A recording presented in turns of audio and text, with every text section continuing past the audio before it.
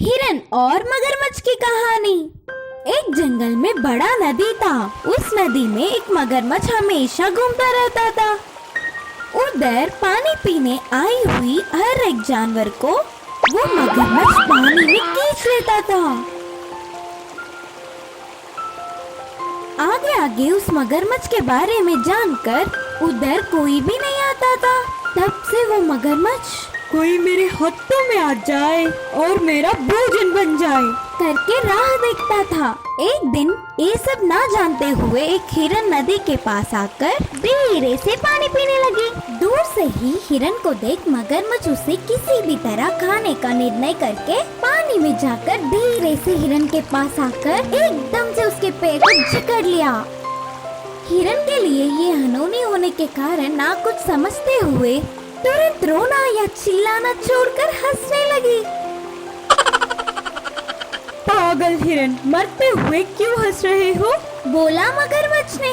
मगरमच्छ मामू, पागल मैं हूँ या तुमने मेरे पैर समझकर लकड़ी को काट रहे हो। फिर हंसो नहीं तो और क्या करूँ? बोलकर हिरन फिर से हंस रहा था। हिरन के हंसने से मगरमच्छ का अहंकार टूटा। उसने लकड़ी को ही पकड़ा होगा करके भ्रम में हिरन के पैर को छोड़ दिया। किनारे पहुंचकर हिरन करके सांस लेके उधर से भाग निकली। फिर उधर किसी लकड़ी ना होने के कारण हिरन ने उसे धोखा देकर चली गई। जानकर मगरमच्छ गुस्सा हो गया। ऊपर से अच्छा स्वादिष्ट आहार थोड़े में ही खोने से दुखी हुआ। अगले दिन नदी के पास पानी पीने सियाड़ आया। तो वो सियाड़ और मगरमच्छ बहुत अच्छे दोस्त थे। उदास मगरमच्छ को देख सियाड़ ने ऐसे पूछा, क्या हुआ दोस्त, कुछ परेशानी में हो लगता है। हिरन ने उसे धोखा देकर कैसे भाग निकली यह पूरी बात बोलकर मगरमच्छ रोने लगा। अरे रे, ऐसा हुआ है तो तुम्हारा दुखी होना ठीक ही है, लेकिन तुम्हारा दोस्त मैं हूँ। अरे भूल गया क्या? अबे जाकर उस हिरन को बहला फुसलाकर इधर ले आऊंगा, दावत मना लेना। बोल के हिरन आते समय मगरमच्छ करने का उसको कान में एक उपाय बोलकर चला गया सियाड़। अब एक जगह पर हिरन को सियाड़ ने पकड़ लिया। हिरन मित्र, किसी चीज के लिए ढूंढ रहे हो लगता है। अच्छा, हरा घास बहुत खा चुका, ऊपर से गर्मी के मौसम से प्यास सह नहीं पा रही हूँ। कहीं तो पानी का पूल दिखेगा करके ढूंढ रही हूँ। बड़े अच्छे हो तुम, हमारे पास में ही एक अच्छा नदी है ना। नाना, उस नदी में मगरमच्छ है। अच्छा सच? तो वो कल की बात है, अब वो मर गया। मैं सुबह ही नदी के पास गया, वह किनारे पड़ा था मर के। देखा और आराम से पानी पिया। तुम्हारा कहना मान नहीं पा रही हूँ, तो फिर चलो तुम्हारी आंखों से स्वयं तुम ही देख लो, तब पानी पी लेना। बोल के हिरन को उसके साथ ले गया सियाड़। हिरन ने दूर से देखा, सच में मगरमच्छ मरा पड़ा दिखा। दूसरी बार निर्धारित करने के लिए थोड़ी पास गई, उसमें हलचल ही नहीं था। फिर भी संदेह नहीं गया। हिरन ने उसकी बुद्धि का उपयोग कर कहा, अगर मगरमच्छ मरता तो उसके मुंह से उफ उफ करके आवाज निकलती है ना। हिरन को मनवाने के लिए मगरमच्छ उफ उफ उफ उफ उफ करके आवाज निकालने लगा। तुरंत हिरन दूर भाग के कहा कि रोको तुम्हारा नाटक, मरने वाला कोई भी जानवर आवाज करता है क्या? मेरे बातों को दूसरी बार मान गया। इस मगरमच्छ की नादानता को देख सच में हंसी आ रही है। इस बार भी मेरी बुद्धि से किसी भी तरह बच गई। अब से मुझे बहुत सतर्क रहना चाहिए। बोल के तुरंत उधर से भाग निकली। इससे मगरमच्छ सियाड़ एक दूसरों को ही देखते रह गए। इस कहानी की सीख यह है कि उस हिरन की तरह हमें भी थोड़ी सी बुद्धि दिखाकर कितनी बड़ी मुसीबत से भी बाहर निकल सकते हैं। बात करने वाला हाथी। एक बार एक जंगल में एक हाथी रहा करता था। नदी किनारे वो हमेशा तपस्या करता रहता था। कुछ दिन बाद वो भी इंसानों की तरह ही बातें करने लगा।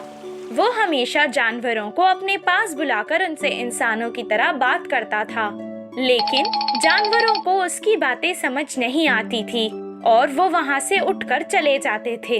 हाथी को अगर कोई इंसान मिले तो वो उसे सारी बातें सुनाना चाहता था।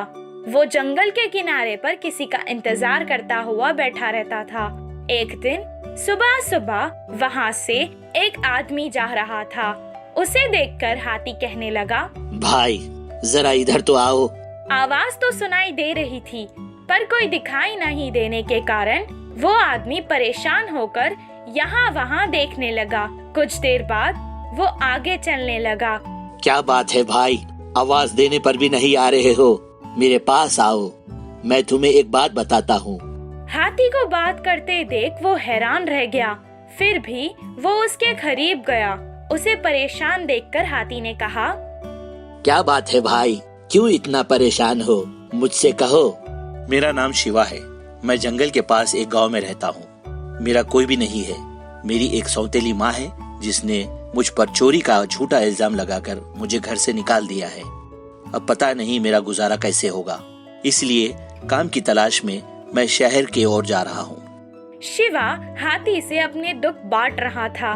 उसकी बातें सुनकर हाथी ने जवाब दिया, तुम्हारे गांव के जमींदार का हीरों का कड़ा चोरी हो गया है, ये तुम्हें पता ही होगा ना?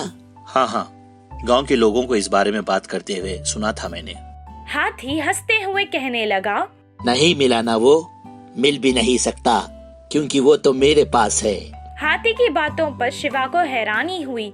हैरान शिवा को देखकर हाथी कहने लगा, कुछ दिन पहले जमींदार के घर से एक कौवे ने हीरो के कड़े को खाना समझकर उसे अपनी चोंच में पकड़कर उसे चोरी कर लिया था।